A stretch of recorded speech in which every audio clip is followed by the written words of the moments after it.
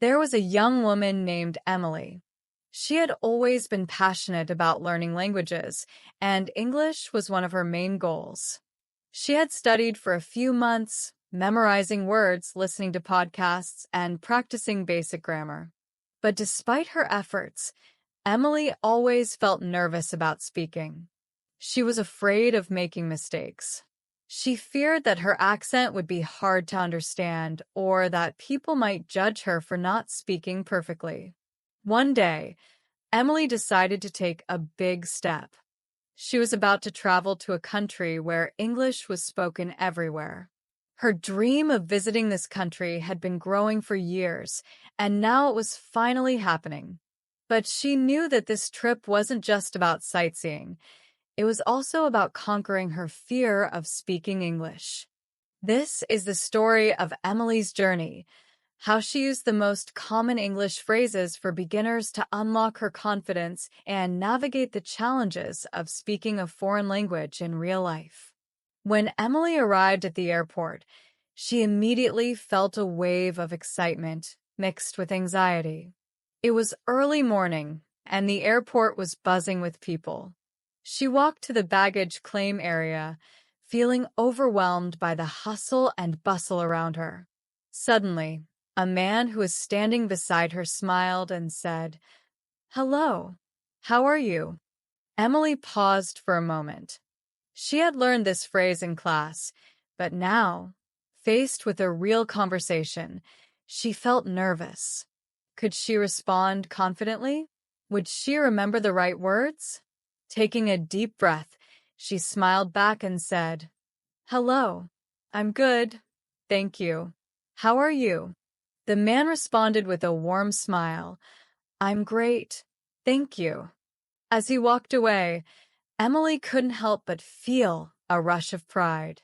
It was such a small conversation, but it felt like a huge victory.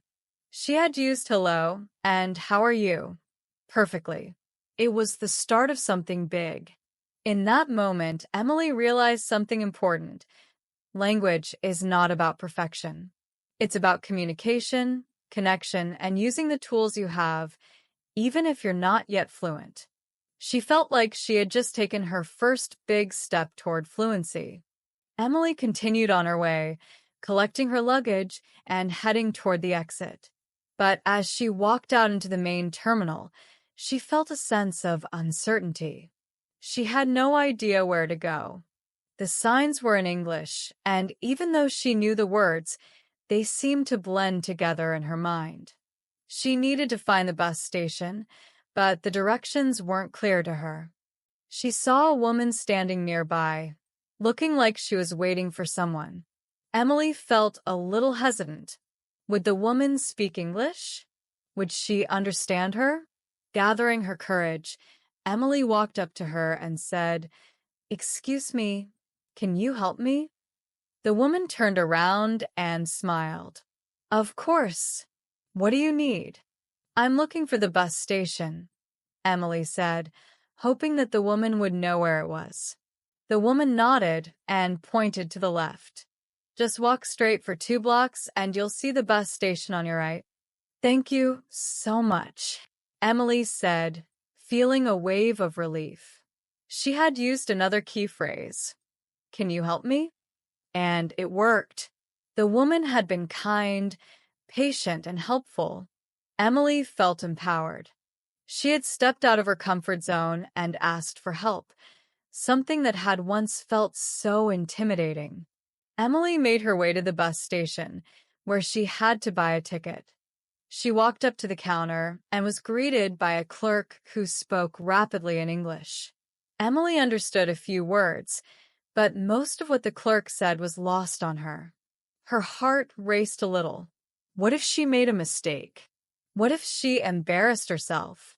The clerk smiled kindly and waited for Emily's response. Emily paused for a moment, then said, "I'm sorry, I don't understand." The clerk slowed down and repeated the information in a way that Emily could follow.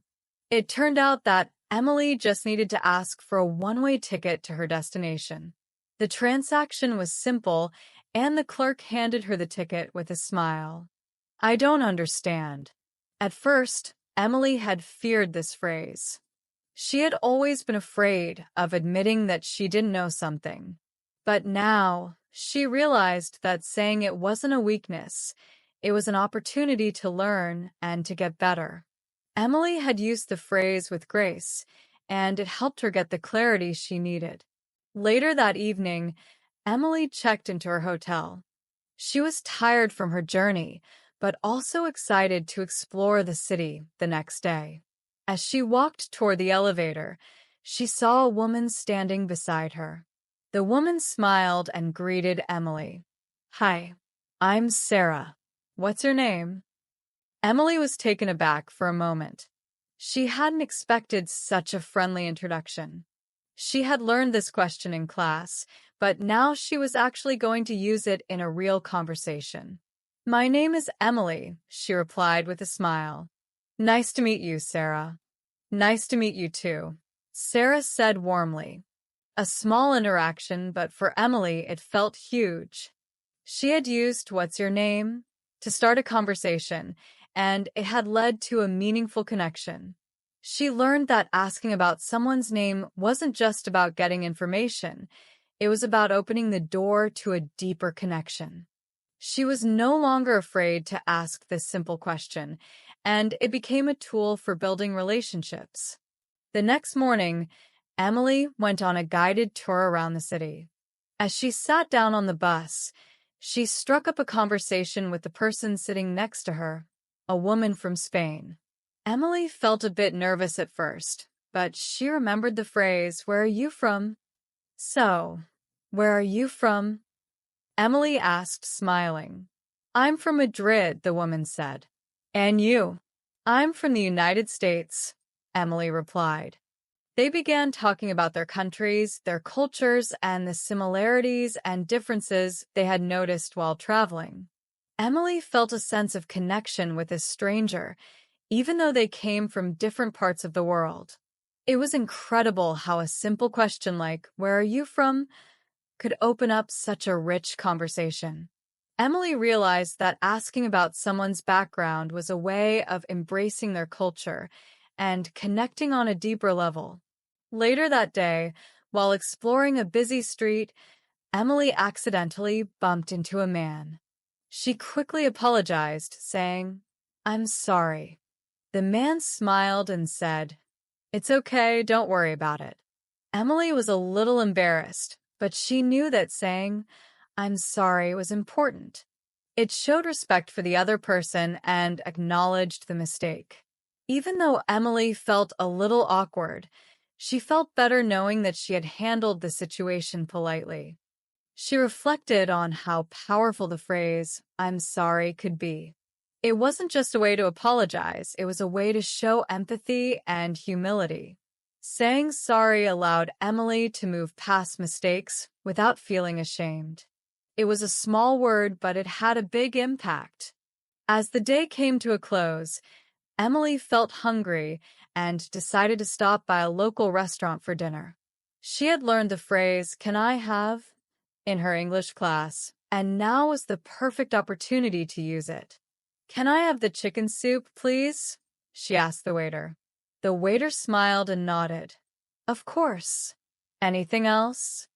"I'll have water, please," Emily replied, feeling proud of herself. She had used "Can I have?" confidently, and it had worked. The waiter had been friendly and patient.